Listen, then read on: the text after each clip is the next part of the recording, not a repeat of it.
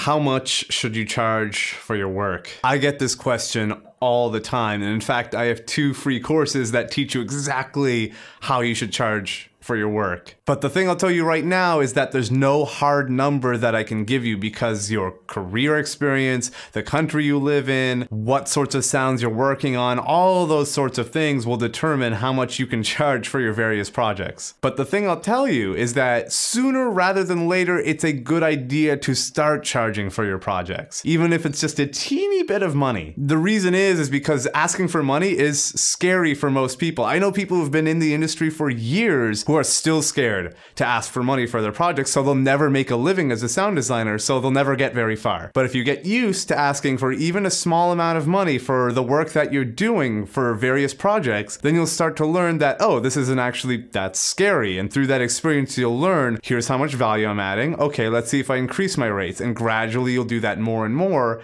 and your rates will increase. Now, there's a lot more nuance to it. There's a lot of negotiation skills that you need to learn, but that is the kind of crux of it. I recommend that most of you, if you have some experience, some years of experience behind you, that you start charging for your work, even if it's just a small amount here or there. Again, I have 2 free courses that tell you how to structure this and in what ways you can charge in the game industry. So sign up for those. But on top of that, just make sure you start charging if you have some experience already so that you can actually start working as a sound designer in a sustainable way. So if you enjoyed that game audio FAQ, please make sure to subscribe and click the little bell so you get notified, literally what every other YouTuber on the planet tells you to do. And also sign up for my newsletter where I give you access to 2 free courses that'll teach you how to work, negotiate, network, and get paid in the game industry.